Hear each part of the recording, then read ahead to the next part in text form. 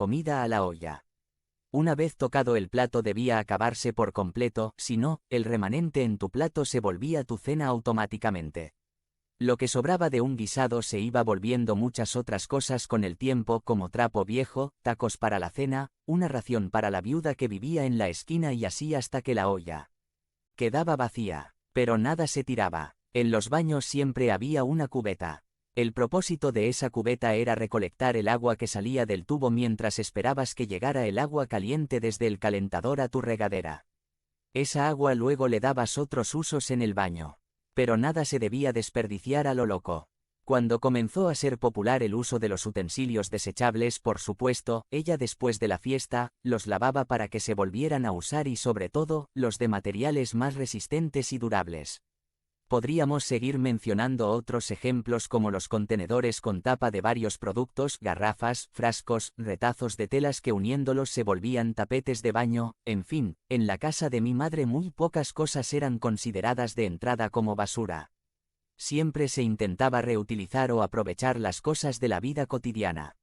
Cuando osabas desperdiciar algún recurso como el agua, la electricidad, la comida o cualquier otra cosa que fuese utilizable, la reprimenda maternal venía en dos líneas de argumentación entrelazadas. Primero, todo esto es lo que Dios nos da y debemos cuidarlo. Y segundo, tu papá se mata a trabajar para que disfrutemos estas cosas y no para que las desperdiciemos. Con el tiempo he podido notar que, en un sentido, haber sido expuesto a estas cosas desde la niñez me han ayudado a recibir con mayor facilidad la perspectiva bíblica de las cosas en la que vemos a Dios como el dueño de todo y el proveedor de todo, y nos vemos como cuidadores o administradores de los bienes de Dios. Así que debemos ser cuidadosos con todo lo que Dios pone en nuestras manos para administrar. Esto no quiere decir no podemos disfrutar de aquellas bendiciones que vienen implícitas en lo que Dios nos da para administrar, y de hecho, pareciéramos los dueños y propietarios de todo porque disponemos, vendemos, compramos, utilizamos, disfrutamos de todo esto. Pero, nunca debemos olvidar que somos administradores de lo que Dios nos da y daremos cuenta de todo esto al dueño.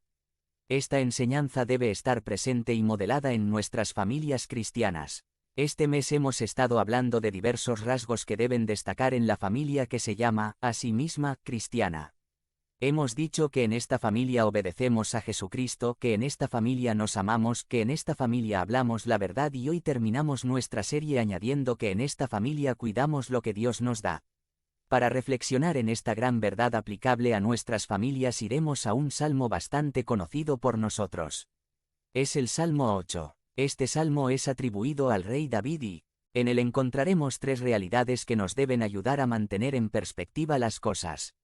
Tres realidades que debemos siempre apuntalar en nuestros corazones para entender quién es el dueño y Señor de todo y qué lugar tan especial y de honor se nos ha concedido para glorificar al Señor, siendo nosotros casi nada. Las bendiciones de Dios tomadas con un corazón soberbio y vano pueden llevarnos a pensar que somos gloriosos en nosotros mismos, pero este salmo nos pone en nuestro lugar y nos recuerda quién es verdaderamente glorioso y qué misericordioso ha sido al poner en nuestras manos tantas bendiciones para que las cuidemos y le glorifiquemos en la tierra.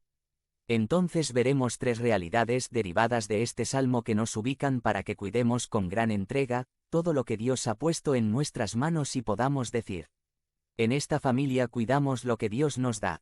Primero, la realidad de quién es Dios. Cuán fácilmente perdemos de vista quién es Dios y qué hace y ha hecho Dios. Nos desubicamos con mucha facilidad. Damos por sentado tantas cosas. Comenzamos a pensar que nosotros somos gloriosos y que todo ocurre por nuestro poder y mano. Pero el Salmo 8 nos recuerda la realidad de quién es Dios en verdad. En el Salmo 8, David comienza su celebración con una conciencia renovada de quién es Dios. Se dirige a su Creador y le dice en los versos 1 y 2. Oh Jehová, Señor nuestro, cuán glorioso es tu nombre en toda la tierra. Has puesto tu gloria sobre los cielos, de la boca de los niños y de los que maman, fundaste la fortaleza, a causa de tus enemigos, para hacer callar al enemigo y al vengativo. Si pusiéramos este texto en lenguaje moderno, leeríamos algo semejante a esto. Señor, eres grandioso, has puesto tu nombre bien alto e iluminado para que todos lo puedan ver. Dios hizo algo que puso su nombre en la marquesina celestial. ¿Por qué David estaba tan emocionado? ¿Qué era lo que había hecho Dios? No lo podemos saber con precisión, pero se nos dejan entrever un par de cosas en el versículo 2. Se nos habla de enemigos y vengativos. Los términos enemigo y vengativo sugieren que David pudo haber estado celebrando una victoria militar. Quizás David volvía de la batalla y hubo un desfile de victoria donde los niños y los que maman sumaron sus voces a los gritos de júbilo de sus padres. Cualquiera que hayan sido las circunstancias específicas del Salmo, David estaba experimentando un importante logro en su vida y comenzó la celebración al anunciar valientemente que su victoria había sido un acto poderoso de Dios. La victoria no fue un simple logro humano, sino atribuyó su triunfo enteramente a Dios. Al reflexionar en estas palabras es evidente que su actitud contrasta grandemente con la manera en que nosotros usualmente pensamos de nuestras vidas. ¿Qué hubiéramos dicho nosotros si estuviéramos en esa situación? Muchos de nosotros simplemente hubiéramos dicho: ¡qué buen trabajo he hecho! ¡Qué cosas tan buenas he logrado! ¡Cuán glorioso soy! Tenemos que admitir que no solemos atribuirle a Dios los eventos de nuestras vidas de manera automática y con convicción. ¿Por qué es tan natural para nosotros reaccionar de esta forma? No es que Dios esté inactivo, más bien, el problema es que nosotros hemos desarrollado malos hábitos. Vivimos en una época en la que las personas que nos rodean explican la realidad, tanto como pueden, en términos ordinarios y de causas naturales. El mundo le da el crédito a Dios solo si no existe otra explicación disponible. Estas perspectivas seculares no han permanecido fuera de la Iglesia, sino que también han infestado al pueblo de Dios. Nosotros no rechazamos audazmente la doctrina de un Dios vivo y activo, pero tristemente, a veces no la tomamos en serio. ¿Cuántas veces hemos sonreído sarcásticamente cuando alguien nos dice que Dios hizo esto o el Señor hizo aquello cuando ahí se refiere a cosas muy ordinarias y donde las causas naturales son evidentes? Por ejemplo, cuando alguien te dice que Dios lo sanó de un catarro. En el fondo de tu mente dices: bueno, tu sistema inmune hizo su trabajo.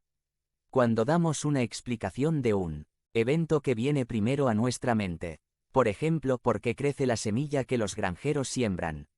A menos de que estemos hablando con niños pequeños, nosotros usualmente no reconocemos la obra de Dios.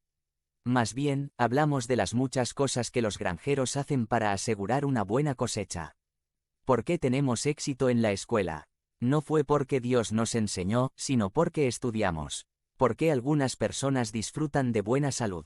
No es porque Dios les ha dado a ellos ese precioso don, más bien es porque ellos tienen una buena nutrición y cuidan sus cuerpos con esmero.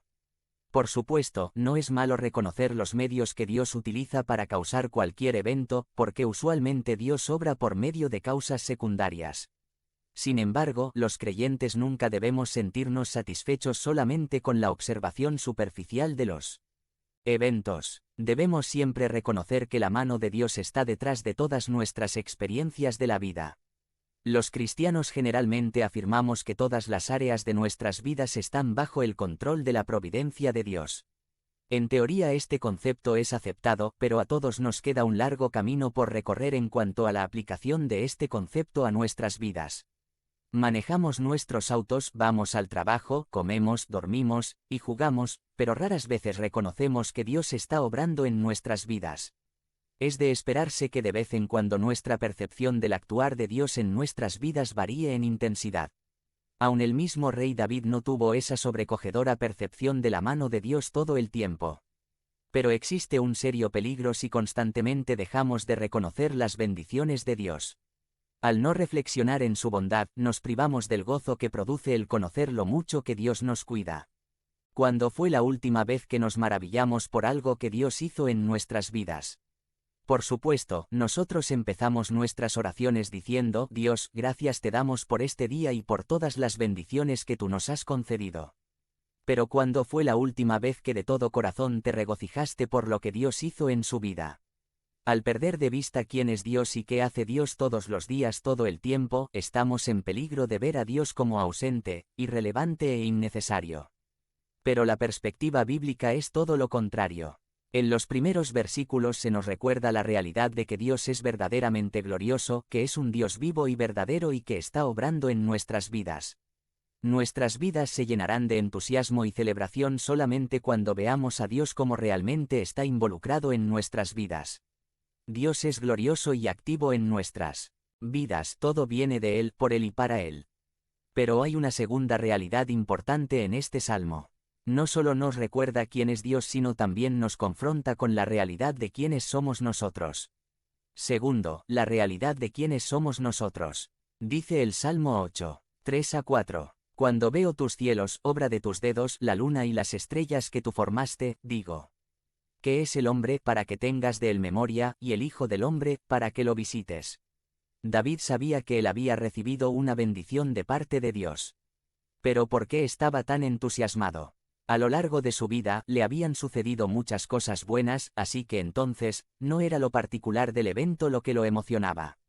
Estaba celebrando porque entendió que el Dios glorioso, maravilloso, asombroso, había puesto su atención en una insignificante y humilde partícula de polvo. David comprendió algo de él mismo al observar la magnificencia de la luna y las estrellas. Si ellas son la obra de las manos de Dios, ¿quién soy yo para que Dios se interese por mí? Los cuerpos celestes eran tan espectaculares y David tan insignificante. Sin embargo, Dios había puesto su atención personal sobre él. Los pensamientos de David contrastan con la forma en la que nosotros solemos pensar acerca de nosotros mismos. Normalmente no andamos contemplando nuestra insignificancia, más bien, actuamos como si fuéramos el centro del universo. Si te preguntara, ¿fue la semana pasada una semana buena o mala? ¿Cómo responderías? Quizá respondas: fue una semana excelente, o tal vez fue una semana muy terrible.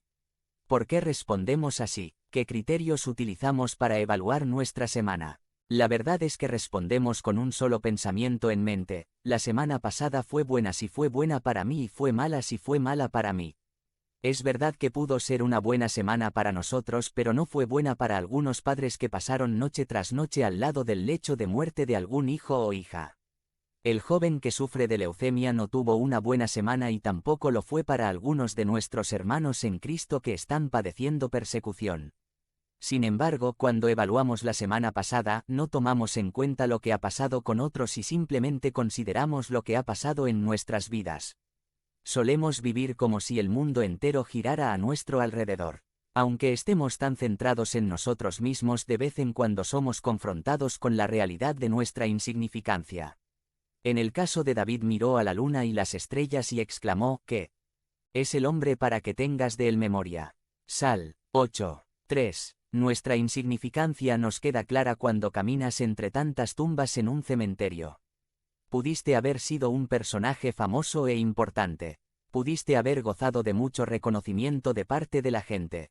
Pudiste haber hecho que tu nombre se asentara en los libros de historia, pero sabes, tarde o temprano, tus restos acabarán en una tumba que poco a poco será cada vez más relegada y olvidada en un rincón lóbrego de un cementerio. Todas estas personas que están en esas tumbas pensaron que eran importantes, así como nosotros pensamos. Todos ellos actuaron como si el mundo girara alrededor de ellos, así como también nosotros pensamos. Estas personas pensaron que eran el centro del universo, pero hoy, en el mejor de los casos, apenas un puñado de personas de vez en cuando los recuerdan. ¿Sabían ustedes que la mayoría de las personas no conocen los nombres de sus bisabuelos? Probablemente nuestros bisnietos tampoco los sabrán. Cuán rápido todos los recuerdos acerca de nosotros se colarán por las ranuras del vaivén de la vida. Es un hecho, el universo no gira alrededor de nosotros. Somos tan insignificantes. No obstante, David sabía algo que nosotros frecuentemente olvidamos. Para apreciar verdaderamente nuestras bendiciones debemos entender primero cuán insignificantes somos. Hasta que no aceptemos que no somos el centro del mundo, no estaremos en la capacidad de apreciar cuán alto nos han colocado las bendiciones de Dios. Para llegar a ser personas que celebran y cuidan las bendiciones de Dios, debemos reconocer primero nuestra insignificancia. Debemos exclamar: ¿quién soy yo para que te acuerdes de mí? Considera todas las cosas que has recibido y que normalmente damos por sentado: la salud, hijos, la iglesia, la Biblia, la salvación en Cristo. Estas bendiciones no dependen de nosotros, sino que están lejos de nuestras posibilidades. Solo cuando reconozcamos cuán indignos somos, entonces seremos capaces de celebrar y cuidar con gran entusiasmo y alegría los regalos que Dios nos ha dado. Ser confrontado con la realidad de quién es Dios y quiénes somos nosotros es importante para aprender a cuidar lo que Dios nos da. Sobre todo cuando entendemos una tercera realidad de la que nos habla este salmo. En tercer lugar, la realidad de la posición que se nos ha otorgado.